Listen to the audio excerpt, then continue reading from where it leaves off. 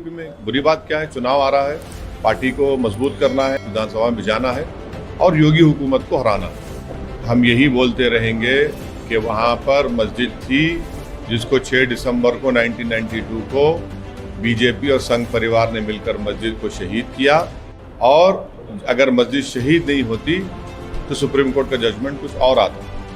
मोदी सरकार ने भारत की सरजमीन पर तालिबान से बातचीत की।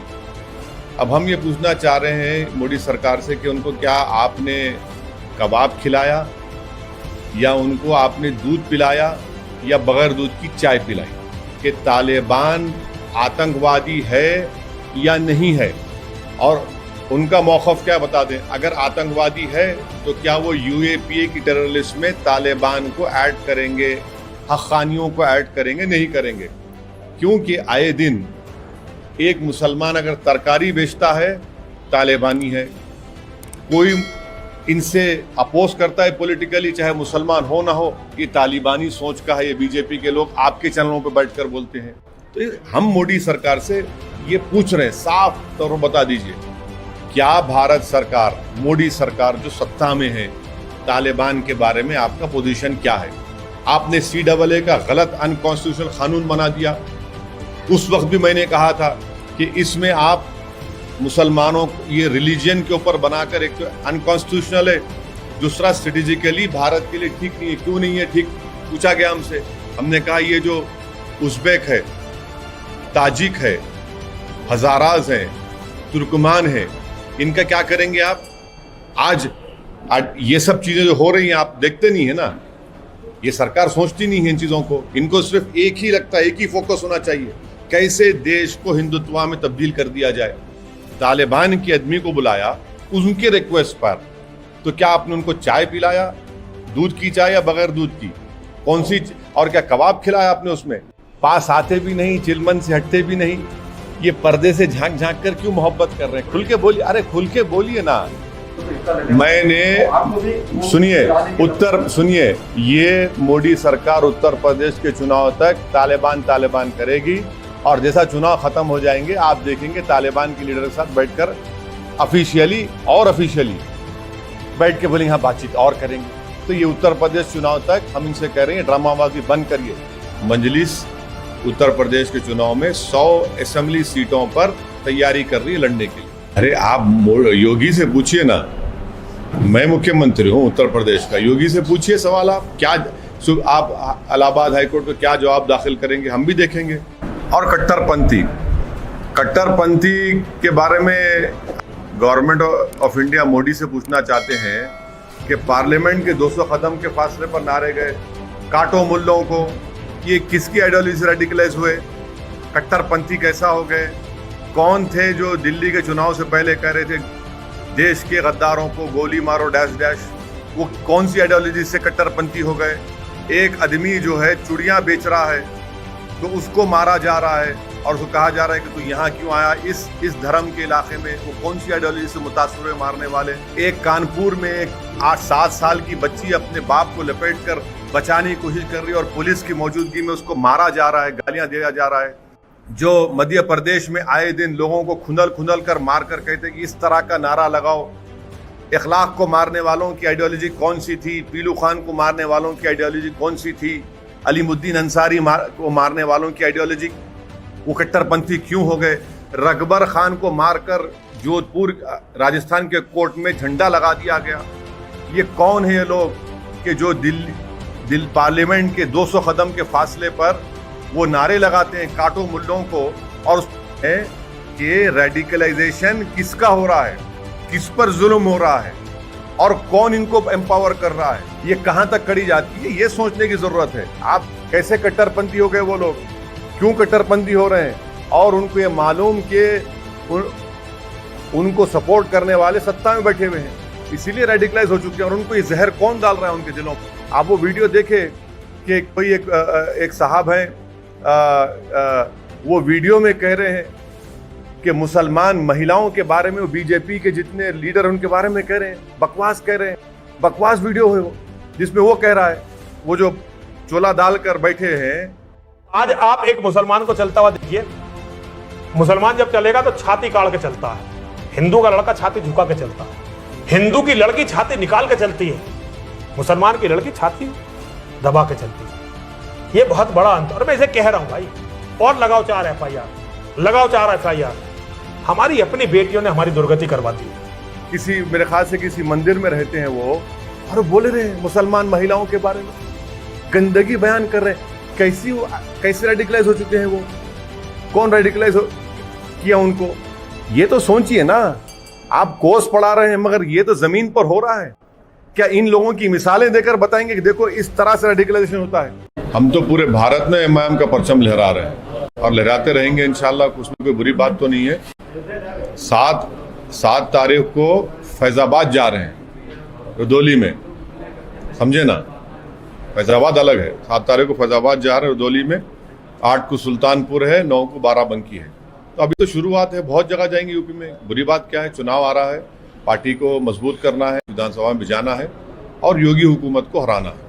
हम यही बोलते रहेंगे कि वहाँ पर मस्जिद थी जिसको 6 दिसंबर को 1992 को बीजेपी और संघ परिवार ने मिलकर मस्जिद को शहीद किया, और अगर मस्जिद शहीद नहीं होती तो सुप्रीम कोर्ट का जजमेंट कुछ और आता।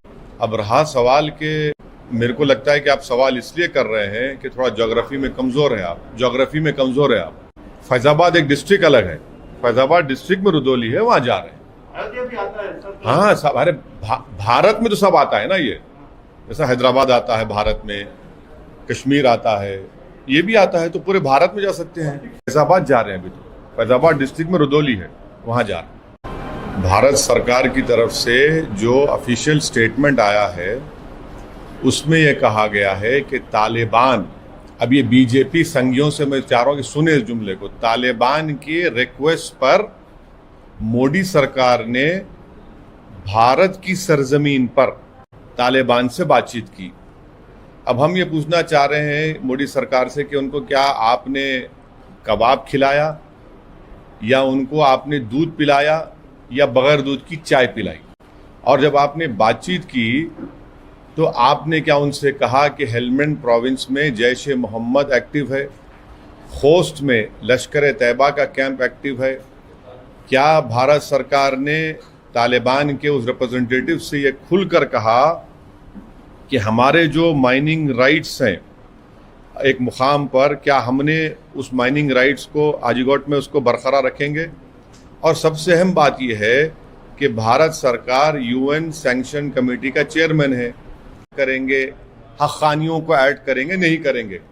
क्योंकि आए दिन एक मुसलमान अगर तरकारी बेचता है तालिबानी है, कोई इनसे अपोज करता है पॉलिटिकली, चाहे मुसलमान हो ना हो, ये तालिबानी सोच का है। ये बीजेपी के लोग आपके चैनलों पे बैठकर बोलते हैं। तो हम मोदी सरकार से ये पूछ रहे हैं, साफ तौर पर बता दीजिए कि क्या तालिबान के बारे में आपका मौक़िफ़ क्या है? क्या आप तालिबान को टेररिस्ट ऑर्गेनाइजेशन मानते हैं या नहीं मानते हैं? अगर सुनिए, अगर नहीं मानते हैं तो क्या आप उनको UN सैंक्शन कमेटी में, जिसका चेयरमैन भारत है, तालिबान के टॉप 100 लीडर, हक्कानी नेटवर्क के लीडर्स, उनको आप डिलिस्ट करेंगे? और अगर आप नहीं करेंगे तो क्या आप उनको UAPA की टेरर लिस्ट में उनको शामिल करेंगे? और अगर आप ये सब भी नहीं करेंगे तो क्या मोदी सरकार इनके जो स्पोक्स पर्सन है और इनके जो मीडिया के दोस्त हैं उनसे कहेंगे कि please shut up and don't call everyone तालिबानी? ये हमारा उनसे सवाल है। हम सरकार से सवाल कर रहे थे कि आपका मौक़िफ़ क्या है। आज भी हमारा उनसे यही क्वेश्चन है जो हम कह रहे हैं। आपने CAA का गलत अनकॉन्स्टिट्यूशनल कानून बना दिया। उस वक्त भी मैंने कहा था कि इसमें आप मुसलमानों को ये रिलीजन के ऊपर बनाकर, एक तो अनकॉन्स्टिट्यूशनल है, दूसरा स्ट्रेटेजिकली भारत के लिए ठीक नहीं है। क्यों नहीं है ठीक? पूछा गया हमसे। हमने कहा ये जो उज़्बेक है, ताजिक है, हज़ाराज हैं, तुर्कमान है, इनका क्या करेंगे आप? आज ये सब चीज़ें जो हो रही हैं आप देखते नहीं है ना। ये सरकार सोचती नहीं है इन चीज़ों को। इनको सिर्फ एक ही लगता है, एक ही फोकस होना चाहिए, कैसे देश को हिंदुत्व में तब्दील कर दिया जाए। डोमेस्टिक पॉलिटिक्स को फॉरेन पॉलिसी बना देते हैं लोग। यही इनकी सबसे बड़ी कमजोरी और नाकामी रही है। कहेगा अरे भाई, हम तो सवाल कर रहे हैं कि आपने भारत की टेरिटरी पर तालिबान के आदमी को बुलाया उनके रिक्वेस्ट पर, तो क्या आपने उनको चाय पिलाया, दूध की चाय या बगैर दूध की, कौन सी, और क्या कबाब खिलाया आपने उसमें? और हाजीघाट में जो हमारा माइनिंग राइट्स के बारे में क्या बोला आपने? क्या आपने उनसे कहा कि हेलमंड में जैश ए मोहम्मद जो पार्लियामेंट पर हमला किया, एयरक्राफ्ट हमारा हाईजैक किए, लश्कर तैयबा जो मुंबई की सरजमीन पर मासूम लोगों को मारे, उनका कैंप खोस में चल रहा है, आपकी क्या पॉलिसी है? और तालिबान के टेररिस्ट है नहीं है, और अगर है तो यूएपीए में शामिल करेंगे नहीं करेंगे? सुनिए, आप लोग जो है ना, आपको तकलीफ हो रही है, सवालात कर रहा हूं मैं मोदी से बोल के, आपके अंदर आपके दिल और जिगर में बड़ी बेचैनी पैदा हो रही है, वो हक बजानी में तकलीफ होनी चाहिए आपको, क्योंकि ये सच्चे सवालात हैं। ऑल पार्टी मीटिंग में भी मैंने ये पॉइंट्स को उठाया था, पास आते भी नहीं, चिलमन से हटते भी नहीं, ये पर्दे से झांक झांक कर क्यों मोहब्बत कर रहे हैं? खुल के बोलिए, अरे खुल के बोलिए ना। नहीं ये अरे कोई देश के मामले में, देश की सिक्योरिटी के मामले में ये सरकार को ये जवाब देना पड़ेगा जो हम उठा रहे हैं। और हम उनको हमारे सरजमीन पर बुलाकर चाय पिलाते हैं, बिस्किट खिलाते हैं, कबाब खिलाते हैं। ये क्या बात है फिर? पाकिस्तान ने आखिरकार एडमिट कर लिया। अरे वो देखिए, अगर पाकिस्तान एडमिट कर रहा है तो फिर आप भारत की सरजमीन पर तालिबान के आदमी को बुलाकर चाय, बिस्कुट, कबाब खिलाएंगे? ये बिल्कुल सही है। तालिबान और पाकिस्तान का तो ऐसा रिश्ता है जो कभी खत्म नहीं होगा। मैंने सुनिए, ये मोदी सरकार उत्तर प्रदेश के चुनाव तक तालिबान करेगी, और जैसा चुनाव खत्म हो जाएंगे आप देखेंगे तालिबान के लीडर के साथ बैठकर ऑफिशियली बैठ के बोलेंगे हाँ बातचीत और करेंगे। तो ये उत्तर प्रदेश चुनाव तक हम इनसे कह रहे हैं, ड्रामाबाजी बंद करिए, आप देश हित में बताइए कि क्या तालिबान के बारे में मोदी सरकार का मौक़िफ़ क्या है, पोजीशन क्या है, क्या वो टेररिस्ट है नहीं है? ये सरकार से सवालात करना हमारा राइट है ना। सरकार जवाब ही नहीं दे रही इस बारे में। आप बता दीजिए जो आपको कोई सीक्रेट पोशीदा बात मालूम है तो हम इकरार कर लेंगे, सच्चाई है तो उसमें। हाँ तो अरे भाई, तो ये तो पार्टी की पॉलिटिकल स्ट्रेटेजी होती है हर पार्टी की, जितनी बताना है बताएंगे, जो नहीं बताना है क्यों बताएंगे? तो हर पॉलिटिकल पार्टी करती है ना, इसमें मुझे क्यों बता रहे हैं आप? हमारे उत्तर प्रदेश के जो प्रेसिडेंट है जनाब शौकत अली साहब ने इस बात का अनाउंस किया कि मजलिस उत्तर प्रदेश के चुनाव में 100 असेंबली सीटों पर तैयारी कर रही है लड़ने के लिए। अरे आप योगी से पूछिए ना, मैं मुख्यमंत्री हूँ उत्तर प्रदेश का, योगी से पूछिए सवाल। आप इलाहाबाद हाई कोर्ट को क्या जवाब दाखिल करेंगे, हम भी देखेंगे। जवाब दाखिल करने के बाद आप आइए हमारे पास। लेकिन आपकी तो राय होगी। नहीं, हर चीज में राय देना जरूरी नहीं है। जब सरकार से पूछा गया है तो सरकार जवाब देगी, और सरकार आपकी है, मेरी नहीं है। और कट्टरपंथी के बारे में हम गवर्नमेंट ऑफ इंडिया मोदी से पूछना चाहते हैं कि पार्लियामेंट के 200 कदम के फासले पर नारे गए, काटो मुल्लों को, ये किसकी आइडियोलॉजी से रेडिकलाइज हुए? कट्टरपंथी कैसा हो गए? कौन थे जो दिल्ली के चुनाव से पहले कह रहे थे देश के गद्दारों को गोली मारो डैश डैश? वो कौन सी आइडियोलॉजी से कट्टरपंथी हो गए? एक आदमी जो है चूड़ियां बेच रहा है तो उसको मारा जा रहा है और उसको कहा जा रहा है कि तू यहाँ क्यों आया इस धर्म के इलाके में? वो कौन सी आइडियोलॉजी से मुतासर हुए मारने वाले? कल एक वीडियो जारी किया गया, एक हैदराबाद की मोहतरमा है, वीडियो में बोल रहे कि मुसलमान अगर तरकारी और मेवा बेचता है तो ये सब आतंकवादी हैं या कट्टरपंथी हैं। वो कौन सी आइडियोलॉजी से मुतासर होकर उस लेडी ने ये वीडियो बनाया? एक कानपुर में एक 8-7 साल की बच्ची अपने बाप को लपेटकर बचाने की कोशिश कर रही है और पुलिस की मौजूदगी में उसको मारा जा रहा है, गालियां दिया जा रहा है। वो कौन सी आइडियोलॉजी से कट्टरपंथी रेडिकलाइज हो गए? कौन है वो लोग जो मध्य प्रदेश में आए दिन लोगों को खुंदल कर मार कर कहते कि इस तरह का नारा लगाओ? वो किस आइडियोलॉजी से उनका ताल्लुक है? इखलाक को मारने वालों की आइडियोलॉजी कौन सी थी? पीलू खान को मारने वालों की आइडियोलॉजी कौन सी थी? अलीमुद्दीन अंसारी को मारने वालों की आइडियोलॉजी, वो कट्टरपंथी क्यों हो गए? रकबर खान को मारकर जोधपुर राजस्थान के कोर्ट में झंडा लगा दिया गया।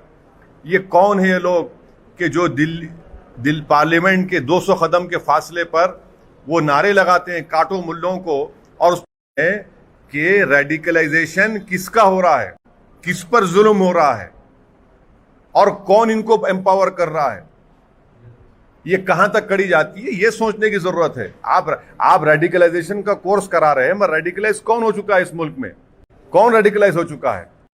अरे वो छोड़िए ना, हम आपको एग्जाम्पल्स दे रहे हैं, मैं आपको एग्जाम्पल्स दे रहा हूं रेडिकलाइजेशन के। वो लोग इतने, आपको खाली एग्जाम्पल के तौर पर 10 वाकयात बताया हूं, वो तमाम के तमाम एक्यूज कौन सी आइडियोलॉजी से रेडिकलाइज हुए, कैसे कट्टरपंथी हो गए वो लोग, क्यों कट्टरपंथी हो रहे हैं, और उनको ये मालूम कि उनको सपोर्ट करने वाले सत्ता में बैठे हुए हैं, इसीलिए रेडिकलाइज हो चुके हैं। और उनको ये जहर कौन डाल रहा है उनके दिलों में? अच्छा, और एक चीज, आप वो वीडियो देखे कि कोई एक साहब हैं, वो वीडियो में कह रहे हैं कि मुसलमान महिलाओं के बारे में, वो बीजेपी के जितने लीडर उनके बारे में कह रहे हैं, बकवास कह रहे हैं, बकवास वीडियो है वो, जिसमें वो कह रहा है, वो जो चोला डालकर बैठे हैं किसी, मेरे ख्याल से किसी मंदिर में रहते हैं वो, और बोले रहे हैं मुसलमान महिलाओं के बारे में गंदगी बयान कर रहे हैं। कैसे रेडिकलाइज हो चुके हैं वो, कौन रेडिकलाइज किया उनको? ये तो सोचिए ना, आप कोर्स पढ़ा रहे हैं मगर ये तो जमीन पर हो रहा है। क्या इन लोगों की मिसालें देकर बताएंगे कि देखो इस तरह से रेडिकलाइजेशन होता है? इनको डीरेडिकलाइज करने के लिए क्या आपके पास है? नहीं, मैं तो सिर्फ इतना ही कहूंगा, इन्ना लिल्लाहि व इन्ना इलैहि राजिऊन, बस।